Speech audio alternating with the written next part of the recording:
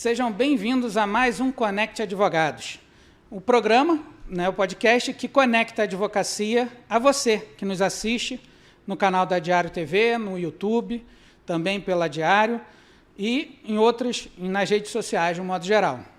Estamos aqui, mais uma vez, com a doutora Flávia Tapajós, que é especialista em direito médico, alguém que começou aqui comigo já no podcast, foi a primeira pessoa a ser entrevistada, aceitou o convite, e eu a convidei novamente para a gente falar um pouco sobre perícia médica, que tem sido pouco falado no meio do direito de um modo geral, mas que é fundamental para que um processo seja bem conduzido, e a gente vai conversar um pouco sobre essa questão da perícia médica e o que tem de novidade na área da perícia médica de um modo geral. E muito obrigado, doutora Flávia, por aceitar o convite, e queria que você falasse um pouco aí sobre a perícia médica.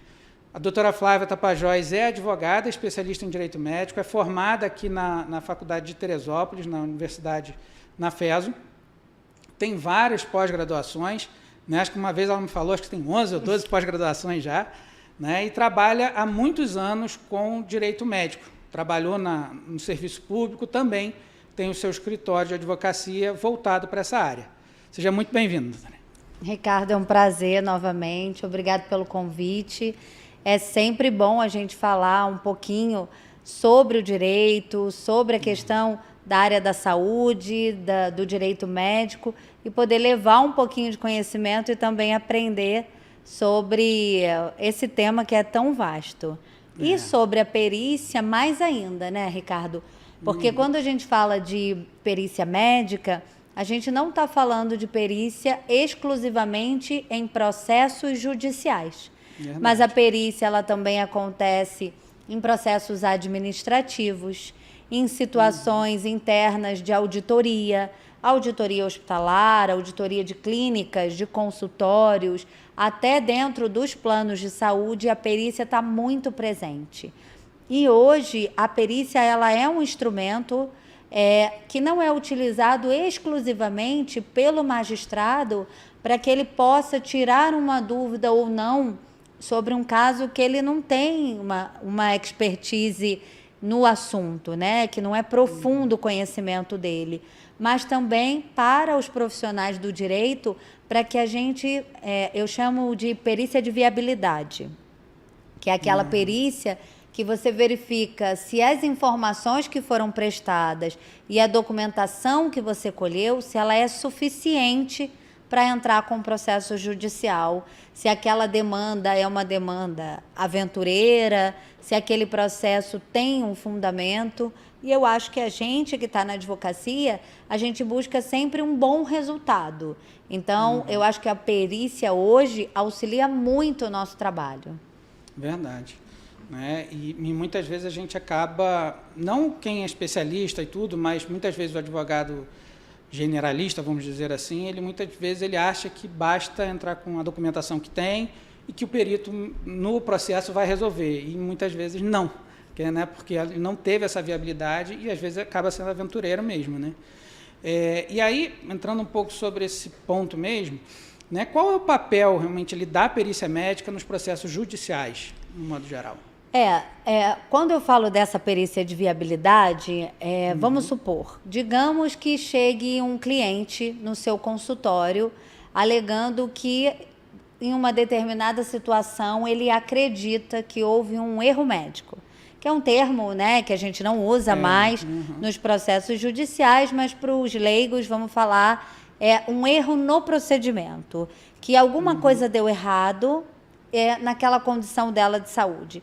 Seja um erro de diagnóstico, seja um erro de administração de medicamento ou do próprio tratamento. Então, o juiz vai se valer da perícia judicial para verificar, tanto numa perícia direta, que é aquela em que é feito um exame clínico, como na perícia indireta, em que o perito vai avaliar documentalmente o que foi apresentado. Então, digamos que chegue uma pessoa no seu escritório alegando que algo assim possa ter acontecido. Com base nas informações que ela prestou e na documentação, você pode procurar um perito médico para que ele avalie e fale, olha, realmente aqui, nessa situação deveria ter sido feito isso e não isso. Porque quando o erro é muito grosseiro, a gente acaba observando. Mas quando ele é muito sutil, às vezes você precisa de um perito para que ele faça essa avaliação. Então, eu vou até dar um exemplo. Assim, eu tive uma situação, uma cliente, ela chegou no escritório, tinha acabado de sair da UPA e uma médica, uma profissional na UPA falou que ela tinha acabado de sofrer um aborto. Ela, durante a madrugada, passou mal, foi ao banheiro e caiu algo no vaso. Ela pegou aquilo que caiu no vaso, colocou num potinho, foi para a UPA, fez alguns exames e os exames dela para a gestação, os exames, os hormônios da gestação e todos esses estavam negativos. No entanto, ela estava com dor, teve um sangramento, tinha algo ali estranho, né? Uma coisa estranha, um corpo estranho. E aí a médica sugeriu que tivesse sido um aborto. Encaminhou ela ao hospital para que ela fizesse outros exames e fizesse uma curetagem, etc. E quando ela chegou no hospital, o hospital não fez o procedimento e mandou ela de volta para a UPA. Quando ela voltou para a UPA, o plantão era de outro médico. E aquele médico deu um diagnóstico a ela diferente. Ele fez alguns exames e disse que a dor que ela tinha era uma dor de uma hérnia de disco na lombar. Nada a ver com uma gestação, nada assim. E aí ela foi ao escritório querendo que nós entrássemos com uma ação contra o hospital, contra a UPA, contra o próprio médico, com aquela alegação de que ela estava ali angustiada, não conseguiu passar por uma curetagem, e ela tinha medo de que pudesse ter dor ou que tivesse ficado alguma coisa ainda. E aí ela pegou aquele corpo estranho e jogou fora. Mas ela tinha as fotos, tinha o registro, tudo direitinho.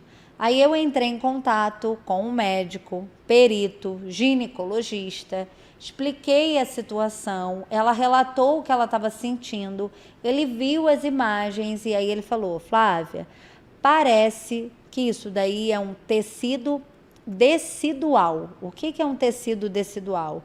Provavelmente ela tem endometriose e às vezes forma uns tecidos. Isso fica ali na paredinha da parte ginecológica e por algum motivo aquilo se solta.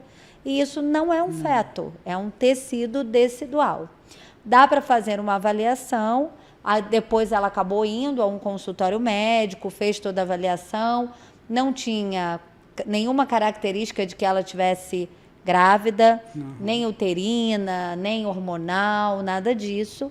E os exames dela apontaram realmente uma endometriose com vários fragmentos de tecidos que provavelmente se soltaram e aquilo era um tecido decidual. Então, assim, se ela procura um advogado, talvez generalista, ou para uma ação que a gente chama de aventureira, ou talvez convencido da informação que ela deu e dos outros documentos que ela tinha, pode ser que ele entrasse com uma ação judicial, que ia ficar ali uma discussão longa, o médico ia ter que procurar um advogado para fazer a sua defesa, o hospital, o município, por conta da UPA, a mesma coisa, e talvez, depois de muito tempo, se constataria que não tinha acontecido isso. Então, o perito, ele pode esclarecer algumas coisas para que você deixe de entrar com ações ou que, de fato, você entre. Então, e entrando, entre também bem embasado, né? Bem embasado. Porque você já tem um laudo ali. Porque quando você já tem um relatório antecipado, pericial, sobre a parte documental, ou até exame clínico, mas aí eu não estou falando de relatório, né? Porque, assim, quando o perito ele avalia um processo em curso, o perito faz um laudo pericial, né? Posterior. Ele vai avaliar e vai fazer um laudo pericial. E quando ele vai fazer uma avaliação prévia, ele faz um parecer. Então, acaba que são documentos médicos diferentes, você já falou isso aqui com alguns colegas, que são documentos diferentes, termos diferentes, porque cada documentação médica é uma. E hoje, Ricardo, assim, o que é importante a gente entender? Do mesmo jeito que existe a especialidade médica, cardiologia, neurologia, ortopedia, a perícia também é uma especialidade médica, reconhecida até recentemente pelo Conselho Federal de Medicina. Ela é bem recente enquanto especialidade, se a gente falar do percurso que a medicina tem, né? E aí, como que uma pessoa vai se tornar perito? Da mesma forma que ele faz residência, ou que ele faz o registro de títulos, ou a especialização com prova para o RQE, que é o Registro de Qualificação de Especialidade, ele também se torna perito desta maneira. Então, ele vai ser, como especialista, ele pode ser clínico e perito, ele pode ser cardiologista e perito, ele pode ser neurologista e perito, mas não necessariamente ele precisa ter a qualificação de perito para fazer perícia. Né? E aí a gente sabe que isso é ruim, né? Porque você não tem aquela especialização. Não precisa. Né? Mas assim, por que é importante que vamos supor, a gente tem um processo judicial de uma criança com um problema cardíaco. Aí o juiz vai e nomeia um perito ortopedista. Aí o advogado impugna aquela nomeação. Ele fala, não, mas você não pode nomear um perito ortopedista num caso pediátrico de cardiologia. Pode. Porque, na verdade, a especialidade daquele profissional é ortopedia e perícia. Qual é a diferença dele ser um médico perito? É porque ele vai ter um conhecimento também processual. Por que muitas vezes não é nem recomendado? Às vezes o cliente fala assim, doutor, eu tenho um amigo médico, ele pode ser o perito do meu processo? Ou ele pode ser o meu assistente técnico? Depende. Se ele tiver um conhecimento processual, ok.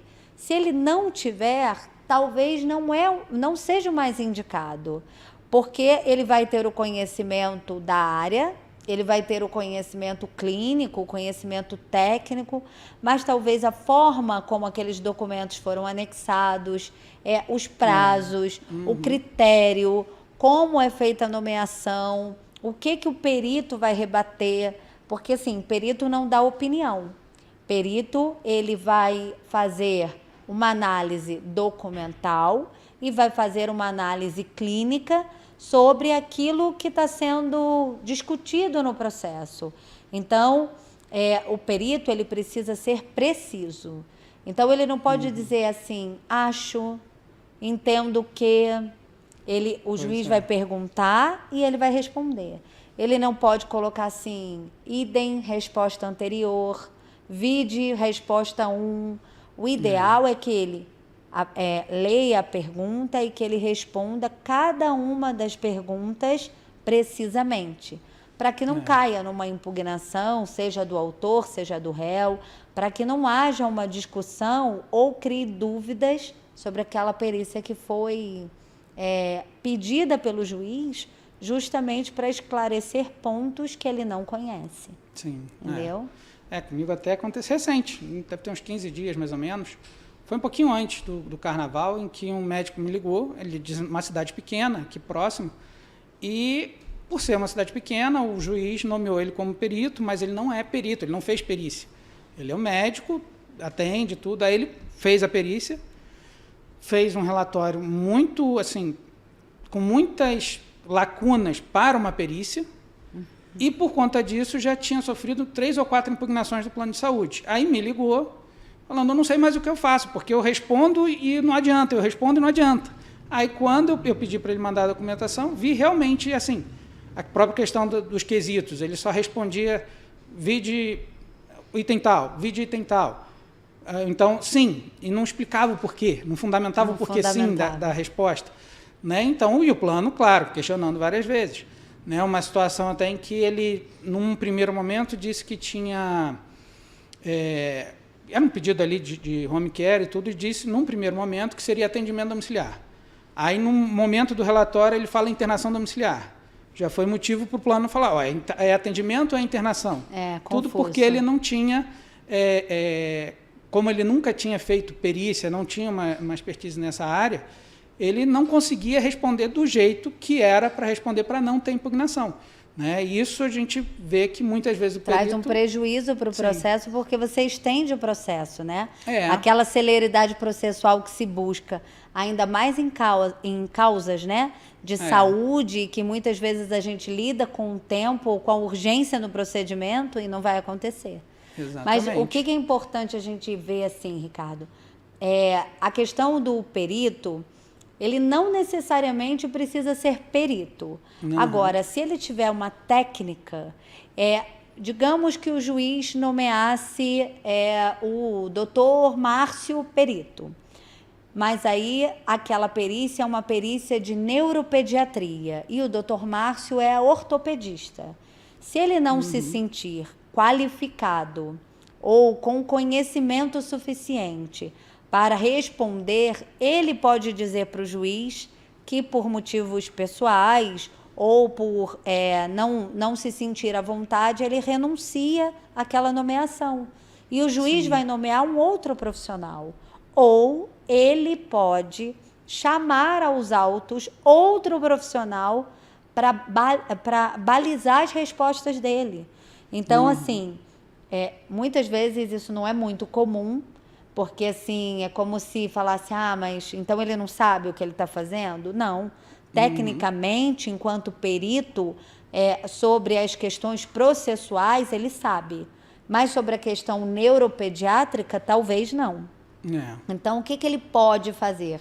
Ele pode chamar um outro profissional, mesmo que esse profissional não seja perito, para auxiliá-lo e ele poder dar as respostas. Então, ele vai dizer que ele atuou ali como perito juntamente com a assistência de um profissional da área. Isso ele pode fazer. Mas vai se pagar 2 peritos? Não. Ele está convidando um profissional, um colega, que talvez tenha um conhecimento mais minucioso e mais técnico sobre aquela área para auxiliá-lo. Isso é interessante. E quando nós, enquanto advogados, precisamos também dos assistentes técnicos, o assistente técnico não necessariamente vai ser um perito. Porque o que o assistente técnico vai fazer? Ele vai nos ajudar a formular quesitos para o perito. Ele vai nos ajudar, quando o perito apresentar o laudo, a falar, não, mas isso não se relaciona com o que foi perguntado, ou essa doença não faz parte, ou a medicação que foi ministrada não foi relacionada pelo perito, deveria ter sido.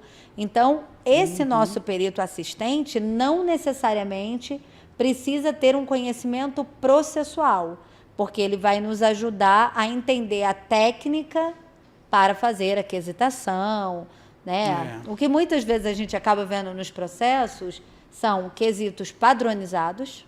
Verdade. Às vezes, os planos de saúde apresentam ali nos processos judiciais 25 quesitos, 40 quesitos, 50 quesitos, que muitas vezes se repetem e não respondem nada. Exatamente. Às vezes, o que o juiz precisa saber não é dito ali.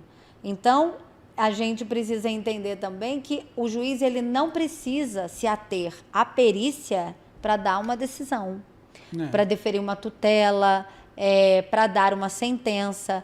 Ele não fica restrito ao laudo pericial.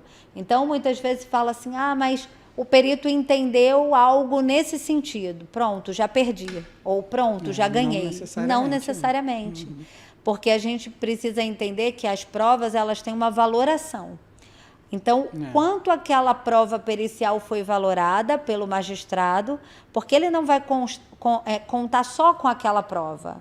Ele vai ter depoimentos, testemunhas, documentos, relatórios médicos, prontuários, outros documentos além da perícia para que ele chegue a uma conclusão. Agora, eu sou o juiz, não vou utilizar a perícia, entendo que a perícia não me acrescentou em nada. Eu preciso fundamentar por que eu não vou...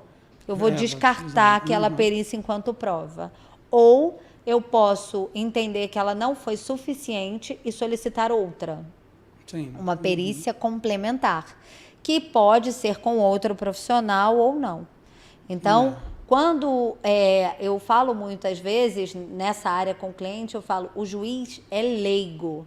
Nossa, doutora, mas ele é juiz e ele é leigo? Não.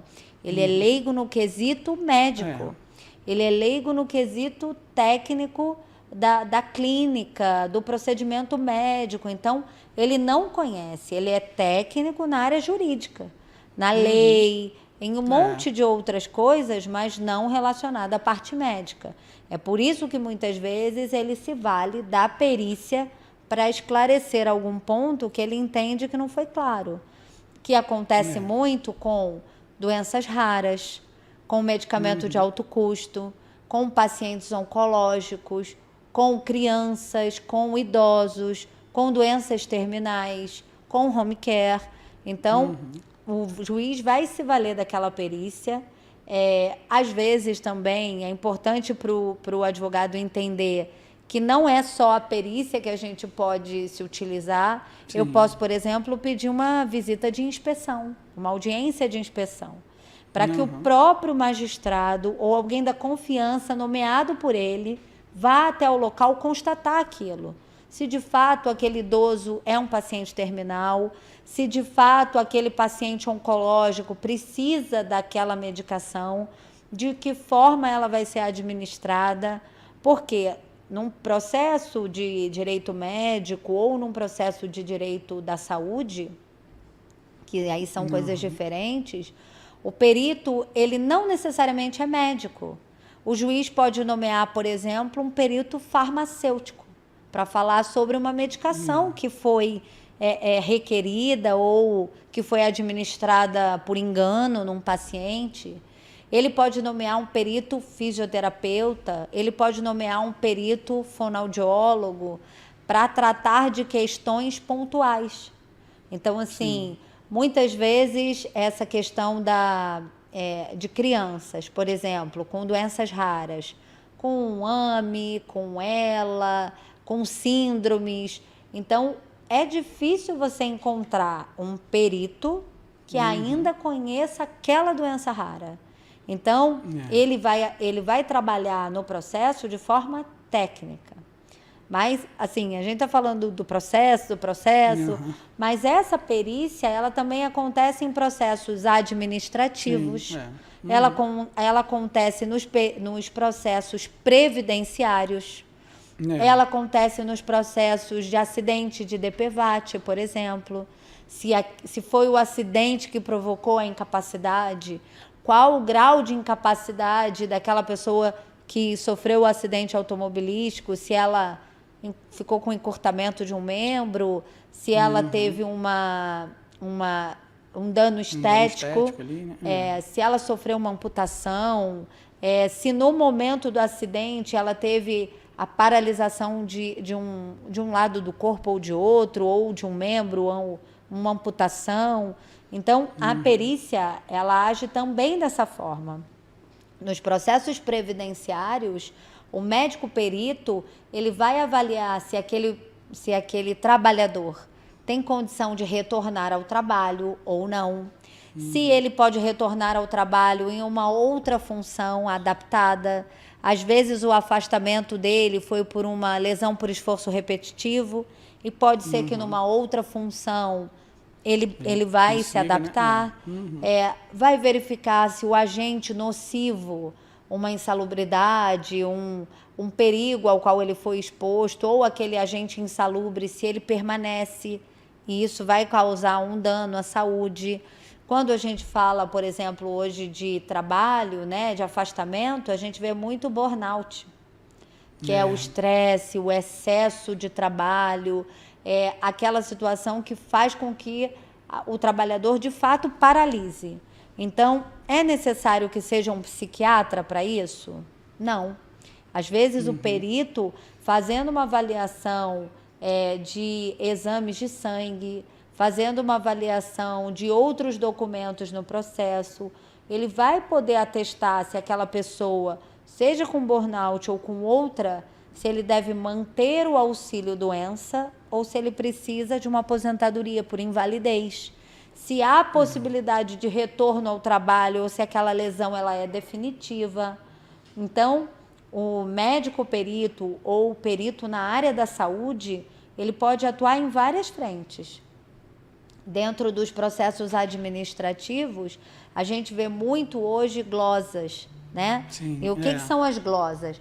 A glosa é quando um profissional solicita uma cirurgia ou solicita um procedimento e o plano fala, olha, isso eu dou, mas isso não. Isso eu aceito, mas só se for isso aqui, não esse.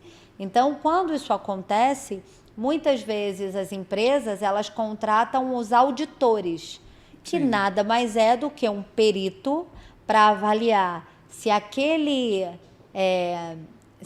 prótese que foi solicitada está adequada, ou se aquele procedimento que foi requerido tem a ver com aquela doença. Então, o perito ele pode atuar administrativamente, ele pode atuar dentro de hospitais ou clínicas, fazendo uma perícia in loco sobre documentos médicos, se estão adequados. Ele pode fazer uma perícia dos próprios profissionais que estão atuando, se eles estão, de fato, nas áreas para a qual eles foram contratados. Então, ele vai fazer uma perícia documental, ele vai fazer uma perícia técnica, ele vai fazer levantamento de documentos que possam diminuir os riscos daquele hospital ou daquela clínica ou daquele laboratório de sofrer ações judiciais. Então, ele pode minimizar impactos por conta de erros procedimentais, entendeu? Né? Que o perito ali vai participar, né? E aí, né, uma questão também que dos advogados em si, dos médicos, na perícia, eles conseguem trabalhar juntos, eles precisam trabalhar juntos, não precisam, né? E pergunto isso também pelo seguinte, muitas vezes o advogado acha, não, o perito está ali, é parte técnica e pronto. Né? Mas como funciona isso? Pois é, não é, né? Não é. Aí eu acho que, assim, o nosso papel enquanto advogado é fazer o melhor pelo nosso cliente. Se ele é o autor, a gente vai querer conseguir aquilo que ele está pedindo.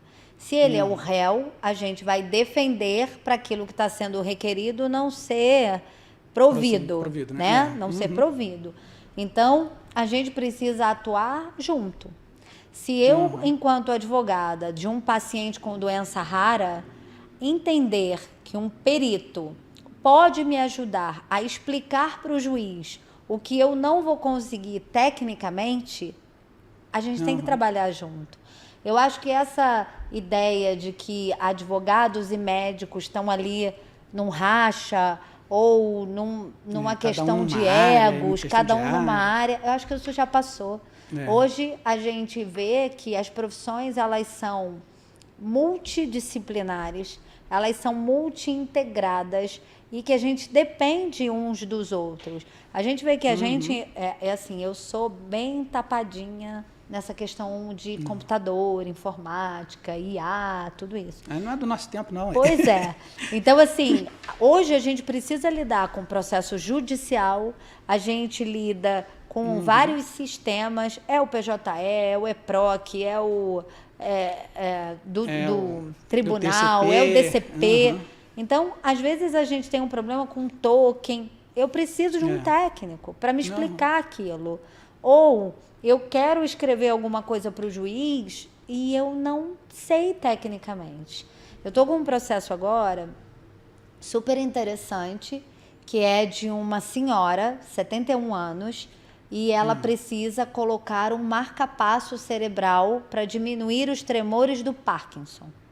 Eu já tinha estudado sobre isso, mas quando você vai fazer uma busca, se você botar marca-passo, ele acha, na maioria das vezes, marca-passos cardíacos.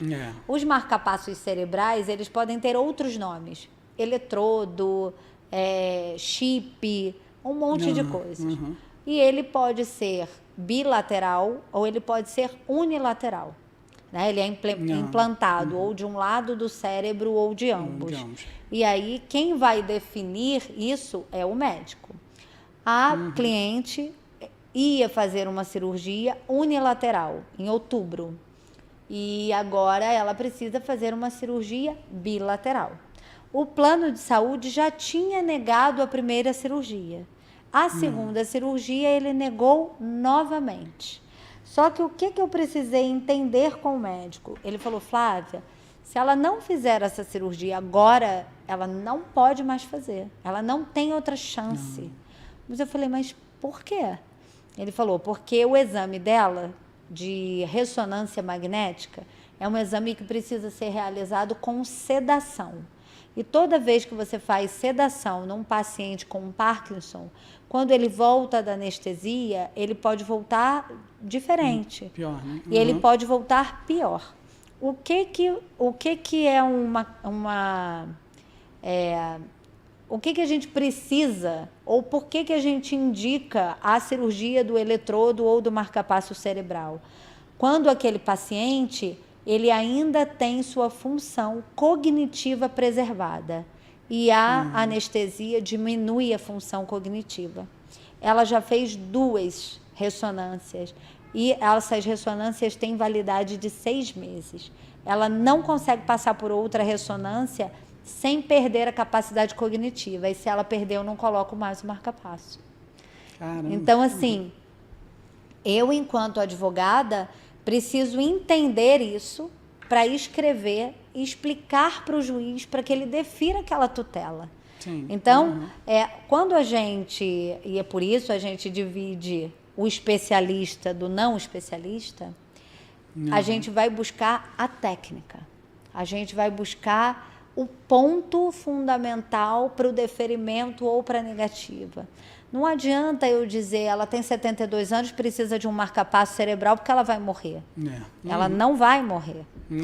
Ela vai piorar? Ela vai piorar. Mas eu preciso explicar para o juiz por que não. Porque ele vai falar, tá, eu não dou hoje, mas mês que vem ela faz. Não tem como. Pode aguardar. Porque não dá para aguardar. E isso pode acontecer para N coisas. Uma paciente, por exemplo, gestante, se ela não fizer uma morfológica, por exemplo, que é num prazo X de meses da gestação, depois ela não consegue mais fazer. Né? Ou se você não conseguir colher um líquor ali na medula, num determinado período de uma leucemia ou de uma doença, depois você não vai mais conseguir colher. Então, essas técnicas, quem vai passar para nós, advogados, que conhecemos da lei, é o médico. Não somos nós. Né? Você sabe disso, que você também trabalha com isso. Não adianta um médico falar assim, o paciente precisa de internação domiciliar. Tá, doutor, mas com o quê? Com o quê? O que eu vou dizer para o juiz que ele precisa? Porque as pessoas acham que um home care, que a empresa ou a prefeitura ou o estado ou o plano de saúde vai chegar lá na casa do paciente e vai instalar um hospital. E não é isso. Não é isso. Por quê? Tem paciente que precisa de cama hospitalar, tem paciente que não precisa. Tem paciente que é restrito ao leito, que não vai precisar de cadeira de rodas, outros vão. Tem paciente criança que precisa de berço, outros não. Então, se o médico não direcionar os nossos pedidos, o juiz não tem como adivinhar. Exatamente. Se eu falo para você assim, Ricardo, vai na farmácia e compra uma fralda para mim? Tá, Flávia. Qual o tamanho? Qual o tamanho? Quantidade. É para criança ou é para adulto? Qual a quantidade? Você quer fralda calcinha ou você quer a fralda com fechamento, né? Com um elásticozinho, com lacre? Então, assim, eu não tenho como pedir uma coisa em qualquer área. Se eu falar assim, faz almoço hoje, mas o quê? Carne, frango, peixe, massa. Então, tem que haver um direcionamento. E é o perito que dá esse direcionamento. Seja uma perícia médica, seja uma perícia com o fisioterapeuta, com o próprio enfermeiro, que pode ser nomeado a responder alguns quesitos que aquele magistrado precisa ter esclarecimento, ou num processo administrativo, a mesma coisa. Então, na perícia criminal, por exemplo, nós temos médicos, peritos, legistas, para atestar se foi um envenenamento, se foi uma queda, se aquela pessoa morreu afogada. Existem técnicas para que aquele perito, ou aquele médico legista, ou aquele profissional, até olhando a documentação que foi carreada no processo, seja ele administrativo ou judicial, para que ele chegue a uma conclusão e passe a nós que não conhecemos. Né? É claro que conforme você vai lidando com isso, e assim, eu já trabalho nessa área há 14 anos, 20 anos de formada, mas nessa área exclusivamente 14 anos. Você também. Então, quando você falou inicialmente, né, que entende do setor público, para que eu fale do SUS, ou para que eu fale da administração pública, a gente precisa estudar aquilo. Ou ter alguém que no processo, ou naquela situação, possa nos auxiliar para que a gente não entre, de fato, com uma ação aventureira, com uma ação que não vai ter um resultado interessante nem para um lado e nem para o outro. É tipo, joga na parede e vê se cola. Vê se cola, né? A gente acaba abarrotando o judiciário de demandas inúteis, né? Verdade. De processos que vão ficar ali movimentando o cartório sem que haja necessidade. A gente vai fazer com que o juiz trabalhe num processo que vai chegar lá na frente e ele vai ver que nada. Né? Mas que às vezes passou anos ali. Passou anos. Teve uma situação, e a gente, quem fala muito sobre isso é o doutor Alexandro, que é nosso colega, advogado, especialista em bioética. No interior, eu não sei se foi numa região do Nordeste, não sei exatamente aonde, tinha um médico que ele era um médico cirurgião pediátrico único da região, super especializado, hiper especializado, e ele fez uma cirurgia numa criança e foi acusado indevidamente num processo sem fundamentação de erro médico. Ele ficou tão abalado com aquela situação que ele cometeu suicídio. Que isso. E ele era o único médico na região. Depois de alguns anos de processo, foi verificado que não houve ali um erro médico. Que houve ali o que a gente chama de iatrogenia, que é um resultado até esperado. Sim. E ele foi acusado indevidamente, não aguentou aquela acusação pública de conhecidos, cidades pequenas, e suicidou-se. Então, assim, como que uma distribuição de um processo de qualquer jeito pode causar um constrangimento ao médico que vai ter que se defender de algo que não fez, ou pode levar o óbito de um paciente que precisava de fato de uma medicação que não lhe foi deferida porque o juiz não compreendeu os riscos de não ser. Então, eu acho que assim, a atuação do perito hoje, ela é muito importante. Eu escrevi recentemente um livro sobre perícia médica e a valoração da prova. Não foi... vai ser lançado ainda. Quando for, fala pra vai gente ser lançado ainda. Aqui, A doutora Manuela Marcati esteve aqui recentemente. E a gente vai dar aulas juntas na Faculdade de Vassouras, numa pós-graduação de perícia médica. Então, direito médico e perícia médica, que é muito importante tanto para o advogado como para o profissional da área da saúde, para o médico, entender por que nós, advogados, precisamos de algumas informações e por que eles precisam entender um pouco da parte jurídica. Porque antes, o que eu vejo, Ricardo? O médico, ele era o todo-poderoso,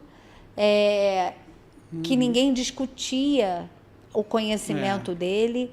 Ele virava padrinho de casamento, padrinho do filho, ele almoçava no final de semana na casa do cliente. E hoje, isso já não é tão assim. Você vai num médico, não gostou daquele atendimento, você vai para outro. Não tem um relacionamento. Você não fideliza aquele contato, entendeu? Né?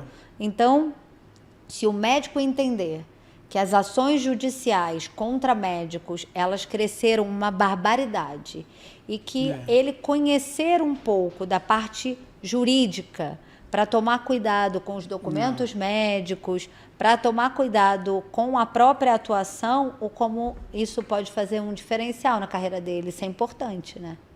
Muito importante isso. E precisa, né? E até nessa questão dos médicos, que a gente também vê muitas vezes, né, na questão dos documentos e tudo, por exemplo, até para uma ação em que você pega do médico um relatório médico que, tecnicamente, ele sabe olhar aquilo ali e entender o que ele está querendo e tudo mais. Mas o advogado não vai saber, o juiz, principalmente, que é quem tem que definir, não vai saber, e pode causar problemas para o paciente dele, exatamente por ele não tomar por ele não ter esse conhecimento jurídico, vamos dizer assim, para saber o que realmente precisa para o juiz.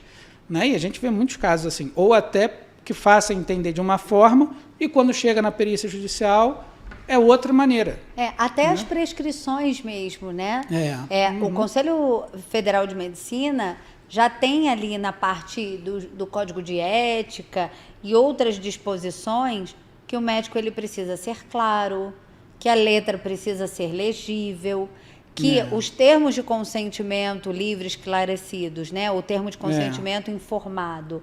Não basta que eu chegue na véspera da cirurgia e entregue para você um papel com uma letrinha tamanho 8 e fala, olha, assina, por favor, para o médico. Ou às vezes acontece na hora da cirurgia. Na ali, hora né? da cirurgia. Já está internado. Pois é. Por quê? Se ele é um termo de consentimento livre, informado ou livre, esclarecido, eu tenho que entender de fato o que está ali.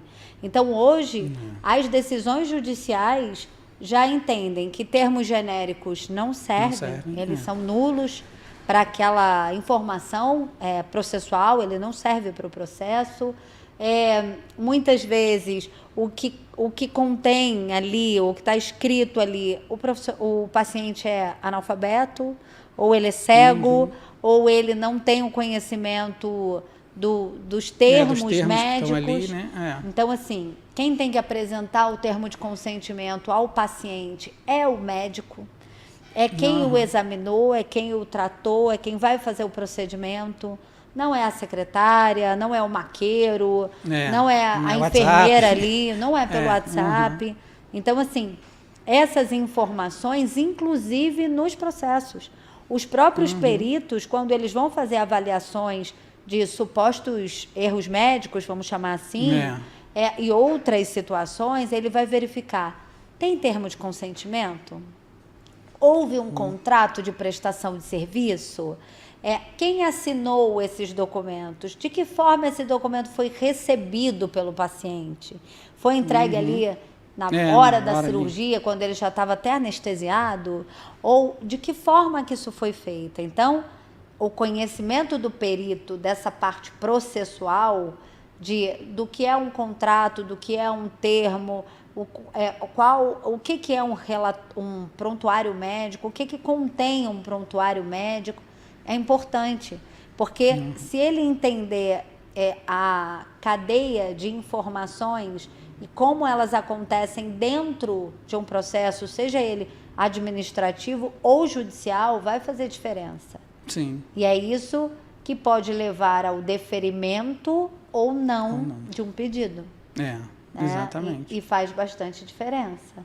Muita. A gente precisa muito que eles entendam dessa forma, né? Infelizmente, nosso tempo se esgotou. Se deixasse, ficaria aqui. Eu falei, tem muito assunto sobre perícia, muito né? assunto, Muito. O tempo esgotou e ainda tinha perguntas aqui para fazer, então vamos ter que marcar outro dia. Gente marca. Com certeza.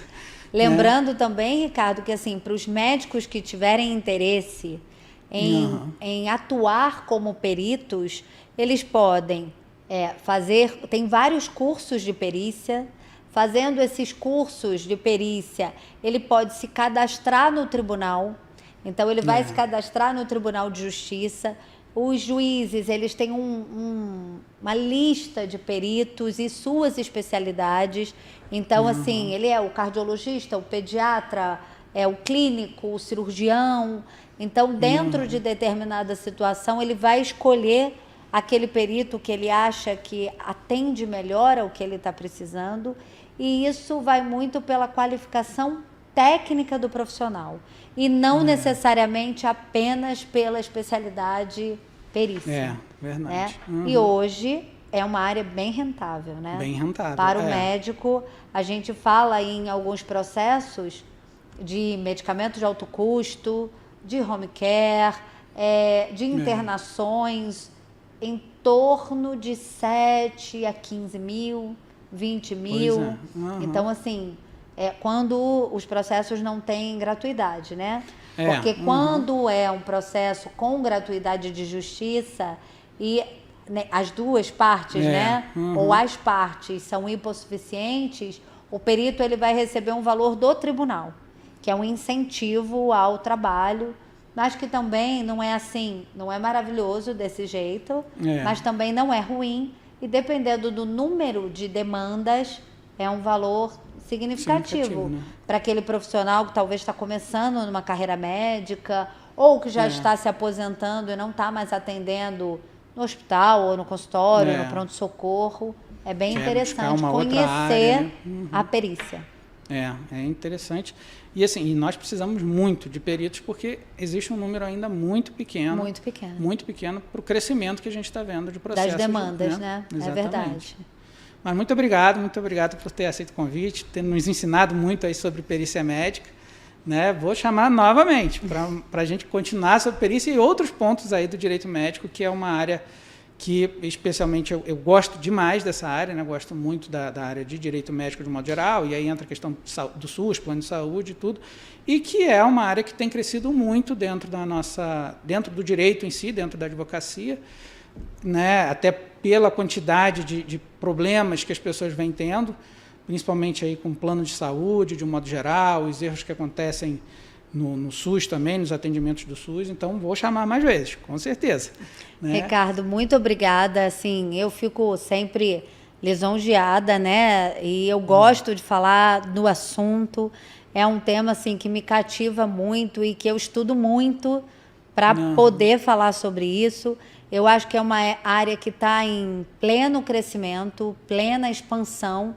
Aos colegas advogados que pretenderem estudar sobre o tema. E quando a gente fala de direito médico e da saúde, a gente fala em muitas áreas, né? A gente fala de defesa médica, defesa de paciente, defesa de clínicas, autismo, defesas no CRM, né? Defesas éticas. Então, assim, é muito interessante. E para os médicos que puderem se aproximar dos advogados, entender que nós estamos ali juntos para o melhor pro paciente, para o melhor para o cliente, é sempre, assim, valioso. No final, né, o interesse é o mesmo, é valioso. Defender o paciente. Isso. Né? Muito obrigado mesmo. E você que gostou, curta nas nossas redes sociais, na Diário TV, no YouTube também, assista, comente, compartilhe. Vai lá no meu Instagram. Eu ia falar exatamente isso. Vai lá no meu Instagram, doutora.Flávia Tapajós. Eu sempre que puder, assim, às vezes recebo Tapajós mensagem. Com Z, né? Tapajós com Z. Doutora.Flávia Tapajós com Z. Se quiser mandar mensagem, eu respondo. Tem meu telefone. A gente coloca algumas dicas, algumas coisas relevantes. Pode ir lá que a gente comenta. Isso aí. Vai lá e siga ela. Tem muitos ensinamentos ali bons para você que está passando por uma situação que acredite que talvez possa entrar com processo judicial, algo nesse sentido, vai encontrar ali muitas dicas. Muito obrigado. Muito obrigado. Obrigada, Ricardo. Um abraço a todos.